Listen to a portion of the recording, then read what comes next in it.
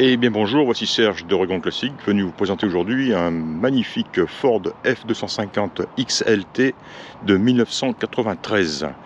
Un véritable bijou, il a été construit en janvier 93, donc il a tout juste 30 ans. C'est le modèle équipé il est en boîte automatique avec le moteur V8 de 460 cubic inch. Comme je disais, c'est un véritable bijou, hein. Pour vous donner une idée, je l'ai ramené d'une petite ville au sud de Portland, située à 60-65 km. Et j'ai quand même reçu 2 pouces levés, hein, sur le trajet. Quand on sait qu'on habite ici, que l'Oregon c'est le pays du truck, hein, du pick-up, quand on obtient 2 pouces levés sur un trajet de 65 km, ça prouve quelque chose, hein. Et effectivement, hein, comme vous pouvez le voir, il est magnifique. Ce biton gris et bordeaux est fantastique, hein. En plus, il est équipé de belles jantes en alliage, de gros pneus, hein. Voilà, la carrosserie est superbe. Il n'y a pas un pet, il n'y a pas un coup, il n'y a pas une bosse, et surtout il n'y a pas une boursouflure, il n'y a pas un point de rouille, hein. Une voiture qui est encore vraiment en excellent état. Elle a bien quelques petits défauts ici et là, mais ils sont vraiment minimes et il faut vraiment les chercher. Le pire, c'est ici, voilà, ici où on a une bonne rayure qui a dû fait, je sais pas, je vois la proximité de l'antenne CB ici, je sais pas ce qui s'est passé. Enfin voilà, là on a cette rayure là. Ce qui est dommage, c'est vraiment le seul défaut, on va dire. Ensuite, on a ici, je vois des tout petits éclats, hein, mais en gros comme même pas des têtes d'épingle, hein, ici, et c'est même tout, hein, parce que même sur les portes sont magnifiques. En plus, il a cette protection, j'avais même pas fait attention, cette protection chromée ici, en bas des portes et des ailes. Voilà, je viens de lire, hein, c'est une magnifique protection, quoi. Les bandes ici de protection de la porte aussi, même pas de coups le long sur l'arête de la porte et tout. C'est vraiment exceptionnel, hein. Et il a ces marchepieds noirs qui sont en excellente condition. Ils sont de toute beauté aussi. Et tiens, j'ai pas essayé. Il a 3 petites lampes, 3 petites loupiottes de chaque côté. Je me demande si ça marche. J'ai pas essayé. Tiens, on va le faire, hein. Bon, je reviendrai un petit peu sur les équipements à l'intérieur parce que le gars était féru d'accessoires. On va le voir. Alors en mettant les feux, est-ce qu'il s'allume? Bah oui, il s'allume. Oh non, tiens, il n'y en a qu'un qui s'allume. C'est dommage. Bah peut-être des connexions à revoir ou tout simplement une ampoule à changer. On va aller voir de l'autre côté. Bon, les feux à l'avant fonctionnent. Qu'est-ce qu'on a de ce côté? 1, 2, 3. Ah, c'est joli comme tout. La nuit, ça va être fantastique, hein. Alors voilà, deux petites loupiottes dont il faut remplacer certainement les ampoules, hein, de côté conducteur, c'est tout. On voit aussi, hein, la lampe sur la porte, le plafonnier, donc tout fonctionne, hein. Voilà. On va arrêter ça pour l'instant. Voilà, alors puisqu'on est là, tiens, vitre électrique, fermeture centralisée, électrique bien sûr. Les sièges sont de réglage manuel, mais j'ai été surpris, je viens de le découvrir aussi, je ne savais pas. Réglage lombaire électrique ici, sur les 2 sièges, conducteur et passager, hein. Donc vous pouvez augmenter selon votre cambrure, on va dire, hein, la partie lombaire ici. Voilà, électriquement. Et ça fonctionne, hein. Je ne sais pas si on le verra, mais on voit là, il se dégonfle, il rentre, et là, hop, on voit qu'il pousse vers l'avant. Voilà, et là, il revient en arrière. Voilà. Fantastique, hein. Siège en très bon état, il y a un tout petit trou ici, mais sinon, ils sont en parfait état, que ce soit à l'avant ou à l'arrière. Accès arrière facile, hop, en soulevant cette petite molette qui rabat le siège, et hop, en même temps, dans le même mouvement, le siège s'avance automatiquement sans effort. Incroyable. Belle banquette arrière en excellent état. Équipé de ceintures de sécurité, 3 ceintures de sécurité, hein, donc deux hautes, 2 aux épaules et une à la hanche, hein, à la ceinture. La présence de cup holder, hein, même en place arrière. Voilà, c'est la classe. La fenêtre arrière qui s'ouvre, J'ai remarqué que le petit système de verrouillage, par contre, lui, est cassé. Donc, donc elle ne se verrouille pas. Hein, donc, à savoir, il faudra faire penser à un petit système tout bête, hein, pour le maintenir verrouillé. Hein. Voilà. Hop, siège en position normale. Il est équipé d'une jolie console centrale, très bon état. Pour y mettre vos cassettes, puisqu'il est équipé d'un lecteur de cassettes, et puis un grand compartiment, une petite pochette ici. Voilà, le tout en parfait état. Hein. Là aussi, 2 portes gobelets. Accoudoir sur les 2 sièges, évidemment. Voilà, alors au niveau équipement, comme je le disais, le monsieur, on y reviendra. Hein. Alors, le truck est équipé d'une CB, totalement en place, que j'ai pas essayé honnêtement, parce que je sais pas trop. Il est équipé d'un... Alors ça, je pense que c'est pour alimenter la CB, tout simplement, hein, qui doit se brancher sur voilà, la prise... ce qu'ils appellent la prise PowerPoint ici, tout simplement. Hein. Ici, on a une commande, enfin, c'est pas une commande, c'est marqué Dual Thermo, Min Max. Il n'a pas l'air de fonctionner. Et Clear Memory. Alors, thermo, je sais pas. Est-ce que c'est un moyen de... Oh, bah, de toute façon, il manque une pile. Ici, il faudrait déjà installer une pile. Température. Ouais, je sais pas, c'est un instrument de température. Température de quoi? Je ne sais pas. Il est là. Ça, c'est le contrôleur de freinage. Hein. Si vous voulez tracter une remorque équipée de freins, vous pouvez, comment dire, régler comment dire, la puissance de freinage que vous voulez envoyer justement sur la remorque. Hein. Et enfin ici, un système anti-vol. Alors le vendeur m'a dit qu'il fallait bien prendre soin.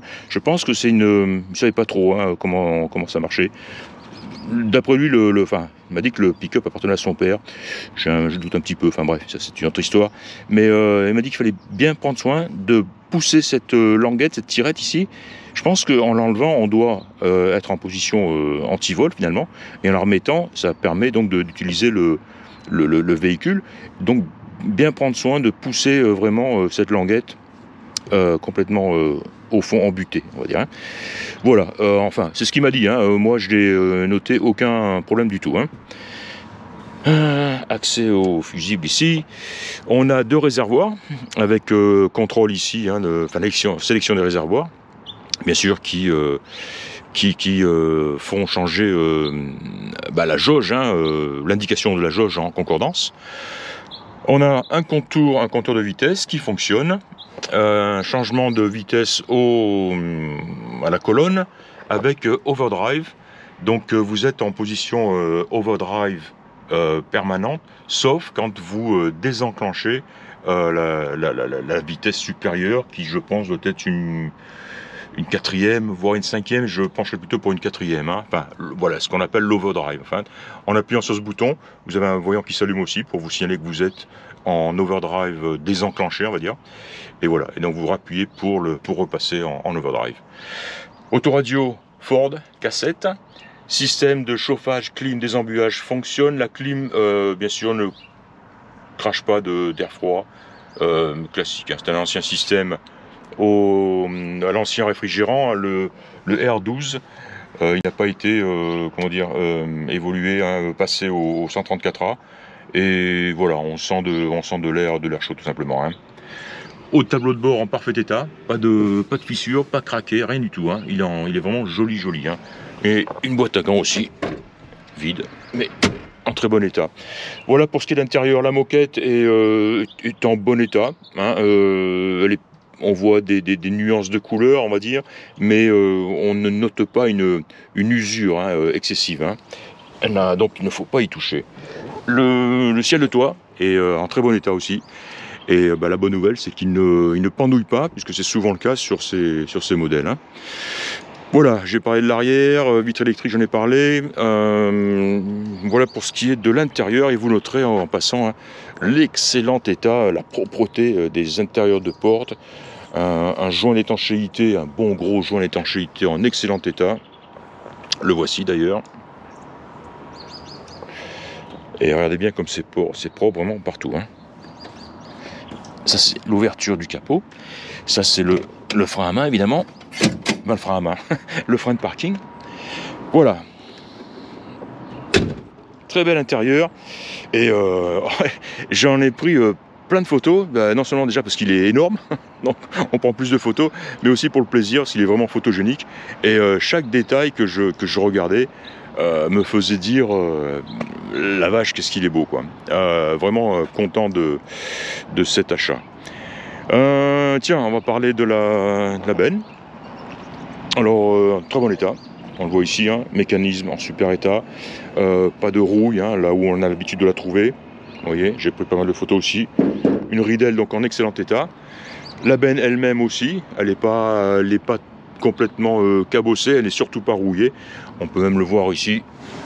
Hein, voilà, c'est joli comme tout, hein. Quand on voit bien comme ça encore la peinture d'origine, c'est très très bon signe, hein. Il est équipé de crochets d'amarrage ici, hein, bien pratique. Et alors ce fond de benne, on peut le voir, le tapis a été découpé et on y voit des trous ici.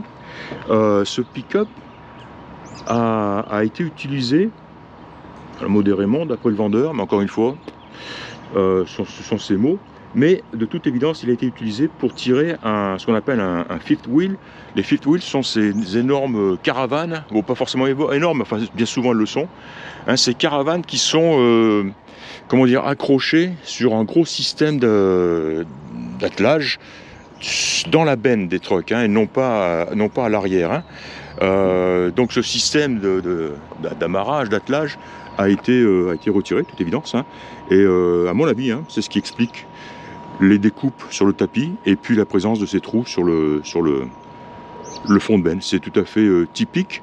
Et d'ailleurs, on voit ici, on voit là-bas la prise d'alimentation 12 volts, hein, qui devait alimenter le trailer, la caravane, le fifth wheel, hein, quand le véhicule était donc en roulage, en fonctionnement, et ce qui permettait de charger la batterie de la caravane, c'est assez typique, hein, en même temps. Voilà. Donc encore une fois, alors ça, ce sont on voit bien, ce sont des mud flaps, comment on appelle ça, vous savez ce que c'est, quoi, hein, des anti-projections, des bavettes, voilà, et c'est du costaud, hein, parce que une bavette comme ça, elle fait déjà au moins 3 ou 4 kilos. Avec son dispositif. Alors je les ai enlevées parce que celle-ci était manquante. Ils l'ont méchamment arrachée. Bon, elles devaient être vraiment, on le voit, elles sont à moitié pourries. Mais ils s'étaient contentés de l'arracher, de la découper. Puis ils avaient laissé l'autre pendant, donc pour les photos c'était pas beau. Donc je les ai enlevés les deux. J'ai pris soin de conserver, hein, les petites goupilles. Il y a un système aussi qu'il a fallu que je démonte, que je remonte sous la benne, à l'endroit où l'on glisse cette partie-là en enlevant la goupille, et ensuite on le remet en dessous, et tout simplement elles sont tenues, posées comme ça, quoi, hein. Donc il serait bien, je vais les laisser là, ce qui serait bien c'est de trouver des bavettes sympas, et puis les réinstaller tout simplement, hein. Ça prendra 5 minutes, après avoir trouvé bien sûr de jolies bavettes. Voilà, hein, donc elles vont rester là. Hop là, voilà. Belle ridelle, magnifique pare-choc. Alors il est équipé évidemment, donc ici tout simplement, hein, si jamais vous voulez tracter, il suffit de poser une boule ici, hein, sur le pare-choc, enfin le pare-choc, c'est pas le pare-choc ça, hein, le pare-choc lui-même est posé sur ce support là. Il est déjà donc équipé en 12 volts, présence de la roue de secours en dessous, mise en place et protégée par un cadenas. Voilà, hein, donc joli pare-choc chromé, très très beau tout ça. Alors voilà les fameux les deux réservoirs, hein, avant-arrière. Et qu'est-ce que ah oui, je vous ai pas montré le compartiment moteur qui est aussi en excellent. Alors il a été toute évidence, hein, avant de le vendre, avant de le proposer à la vente, ils l'ont confié à une équipe, un spécialiste de detailing, hein, parce que un moteur comme ça sur un véhicule de 30 ans, c'est pas normal. Voilà, toujours est-il qu'il est ressorti hyper propre, hein. On dirait qu'il est quasi neuf. Et ça a été bien fait. Dessous de capot est très beau aussi. Et puis tiens, je vais vous le mettre en marche, il n'y a pas de raison, puisque le capot est ouvert. Alors, injection évidemment, donc ça démarre bien à chaud, ça démarre bien à froid, et ça prend tout de suite son ralenti. Là aussi, pas d'action sur la pédale d'accélérateur, on met la clé, on tourne, et ça tourne.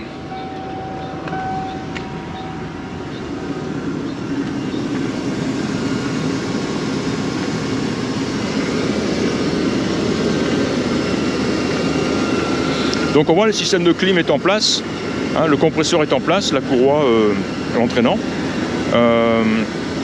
Simplement ce qu'il lui faudra c'est éventuellement, pour ceux qui ne peuvent pas se passer de la clim, c'est une recharge de réfrigérant.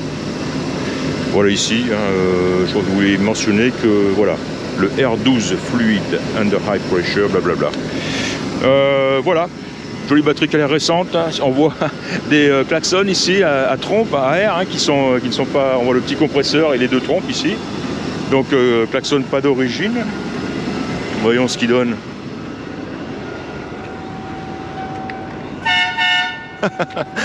Sympa. Voilà, et puis sinon le son à l'arrière, bon bah.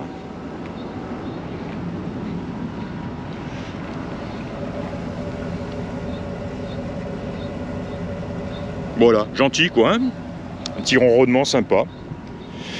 J'en reviens pas, encore une fois, sur le freeway, 2 pouces levés, les gars qui m'ont dépassé, qui sont restés un petit peu à côté de moi et ils étaient tout excités. Mais il faut reconnaître qu'il est splendide ce truc-là, splendide. Voilà, on va arrêter le moteur. Ah, l'éternelle alarme. Et je pense avoir fait le tour de la question. Tiens, les joints aussi qui sont bien propres, bien en place. Ah oui, équipé des déflecteurs d'air ici, comme sur ma BX dans les années 80. Là. Et bien en place. Le pare-brise. J'ai noté trois petits éclats. 1, 2, 3. Alors ils sont bien en bas du pare-brise, ils sont dans votre champ de vision simplement si quand vous êtes assis vous regardez à travers le volant, ce que je pense pas être le cas pour nombre d'entre vous, mais voilà, alors je sais pas ce qui peut être fait, mais encore une fois ils sont largement en dessous du champ de vision, donc pas un problème. Essuie-glace en bon état. Voilà cette grande antenne CB que je vais démonter bien sûr pour le transport. On va fermer l'énorme capot. Alors on ne sait pas trop l'attraper parce qu'il a l'anti-bug, le déflecteur ici. Voilà, belle grille aussi, belle grille chromée. Souvent c'est du plastique ça, c'est pas de la tôle. Donc il arrive que ce soit souvent fêlé, cassé. Et celle-ci non, elle est bien propre, bien en place. De même que le pare-choc devant chromé là, il est magnifique, il est splendide. Voilà, ouais, il est fantastique. Qu'est-ce que je voulais dire? Dernière chose, oui, j'ai pris des photos du dessous, c'est sec, c'est beau, voilà, rien d'inquiétant ou d'anormal. Quand je suis allé le voir la première fois, on avait rendez-vous avec le vendeur là où se trouvait le véhicule, et je suis arrivé 15-20 minutes avant lui. Donc j'ai eu tout le temps, avant son arrivée, de le regarder, de l'inspecter. Et la première chose que j'ai faite, c'est regarder en dessous, sur le goudron, sur le sol, pour éventuelle présence de fuite, de fluide, etc. Et c'était totalement sec. Il n'y avait pas la moindre goutte. Donc voilà, et j'imagine que le truck avait été garé là depuis quelques jours. Voilà, ensuite le gars est arrivé et encore une fois, clé dans le contact, il a tourné la clé, boum, il a démarré, impeccable. Il est beau, il est magnifique, je le pense sincèrement, il est magnifique, il est en très bon état. Et alors il fonctionne bien, 65 bornes comme je l'ai dit, sans aucun problème, aucun souci, tout fonctionne. Il accélère bien, il freine bien, les transmissions, les vitesses passent bien. Quand je dis elles passent bien, on le sait même pas parce qu'on les sent même pas. Donc preuve que tout fonctionne quoi. Voilà, je pense vraiment avoir fait le tour de la question. Dites-moi si j'ai oublié quelque chose, mais honnêtement je pense pas quoi. J'adore les marchepieds noirs là, en contraste avec la bande chromée en dessous là, c'est du plus bel effet, hein. Puis ces petites lumières oranges là, grande classe.